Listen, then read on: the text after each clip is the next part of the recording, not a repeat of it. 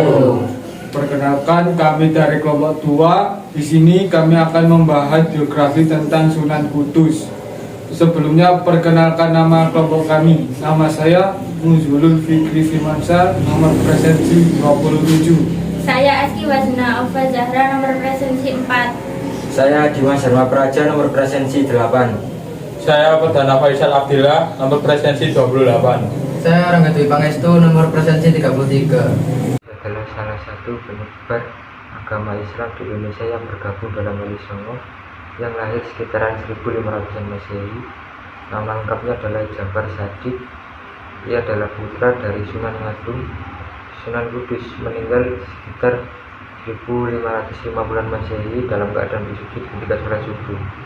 Pekerjaan Sunan Kudus adalah satu, penasihat sultan, yang kedua, panglima perang, yang ketiga, kadi, yang keempat, mufti, yang kelima, imam besar Masjid Demak dan Masjid Kudus, yang keenam, mursyid tarekat, yang ketujuh, nafi nasab keturunan Nasmetkan, yang ke-8, ketua pasar Islam Wali Songo, yang ke-9, penanggung jawab pencetak dinar dirham Islam, yang ke-10, ketua Baitul Wali Songo, dan gajinya adalah 7 dinar emas setara dengan emas 24 karat, dan gajinya adalah 7 dinar emas setara dengan emas 24 karat. Sunan Kudus juga memiliki 10 anak. Ia hidup di zaman runtuhnya kerajaan Hindu Jawa dan timbulnya negara-negara Islam di Nusantara. Bapaknya yaitu Sunan Kudung. Jati diri Sunan Kudus.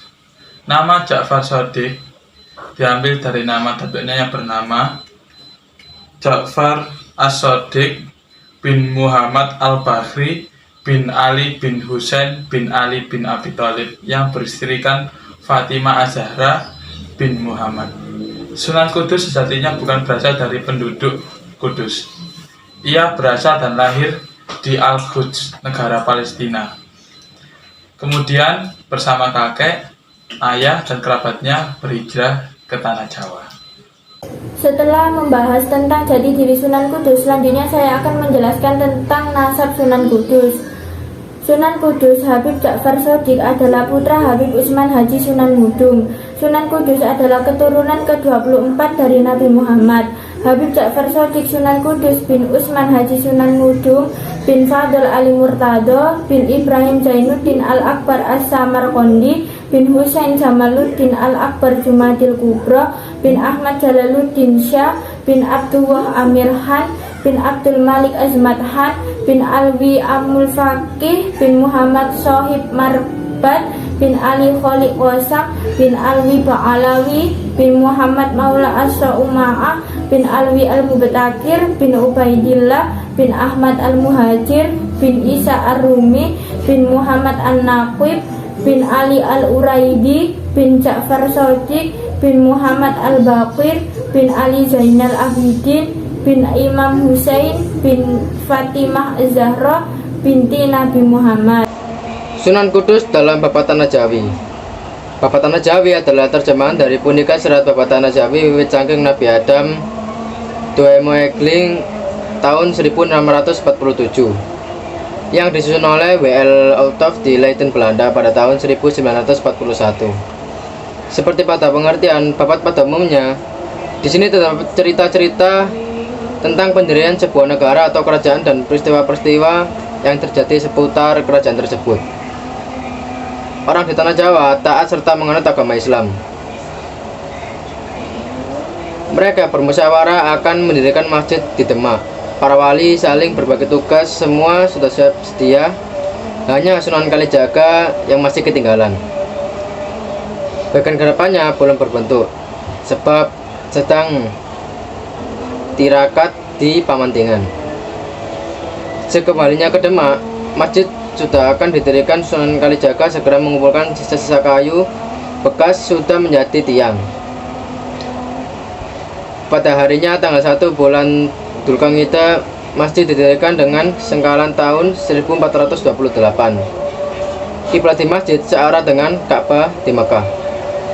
Penghulunya Sunan Kudus. Setelah beberapa Jumat berdirinya masjid tadi, ketika para wali sedang berzikir bersama di masjid itu, Sunan Kudus duduk khusyuk bertafakur di bawah beduk. Tiba-tiba ada bungkusan jatuh dari atas buku kulit kambing. Di dalamnya ada sajadah serta selendang Kanjeng Rasul. Pada waktu itu banyak orang Jawa yang belajar agama Islam, kedikdayaan dan kekuatan badan. Ada 2 orang guru yang terkenal, yaitu Sunan Kalijaga dan Sunan Kudus. Sunan Kudus itu muridnya 3 orang, yaitu Arya Panasang di Jipang, Sunan Prawata, dan Sultan Pajang.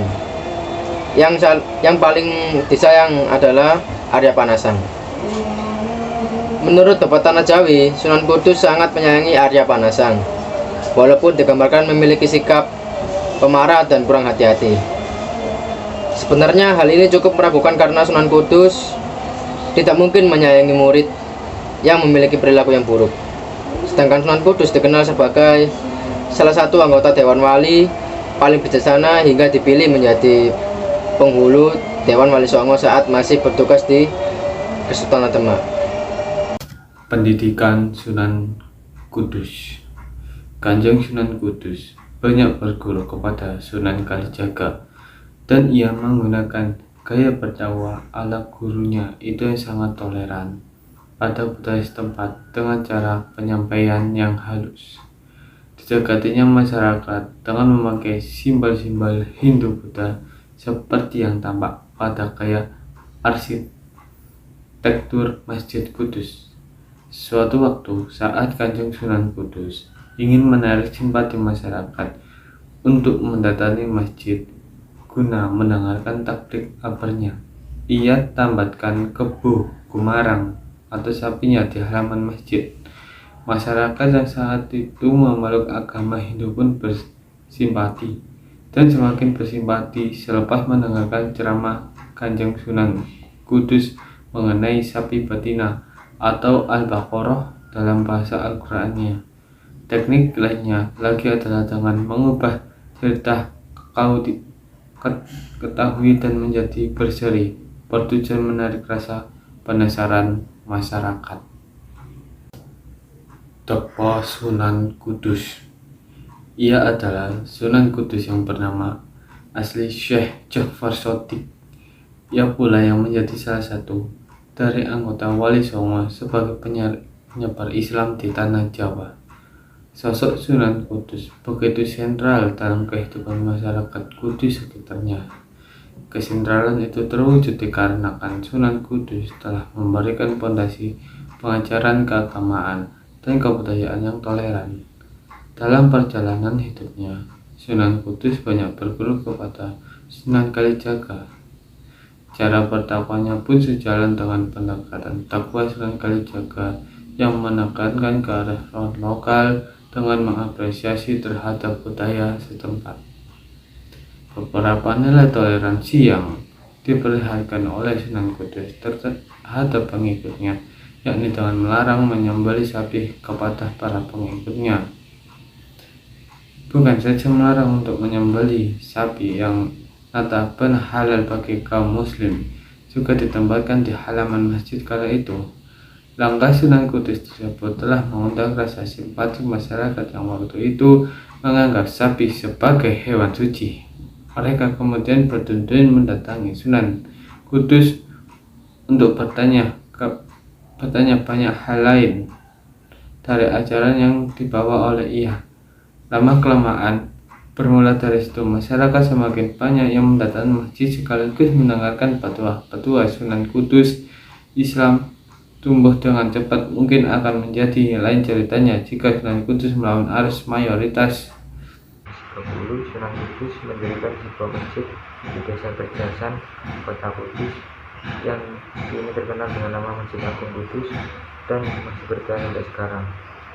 Sekarang Masjid Agung Kudus berada di alun-alun kota Kudus, Jawa Tengah.